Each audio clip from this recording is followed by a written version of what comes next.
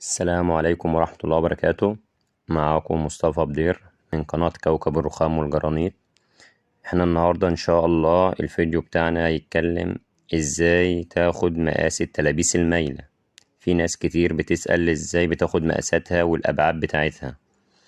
خلونا مع بعض ويلا بينا.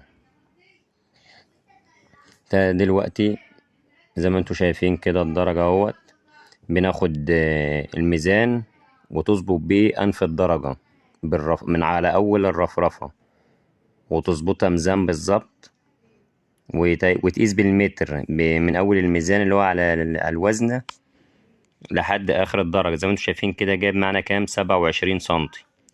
ده النايم بتاع الدرجة. والواقف انت بتقيس الدرجة هنا معانا 16 سنتي. ال16 سنتي دول هتزود معاهم ال10 أو ال15 قيمة الوزرة اللي هتبقى ماشية معاك على البسطة. يعني لو الدرجة 16 والوزرة 10 هتظبط معاك، هتبقى 26 سنتي، والعدل من ورا على 10 سنتي. يبقى الارتفاع 26 على 10 سنتي، ويبقى الميل مظبوط عليه.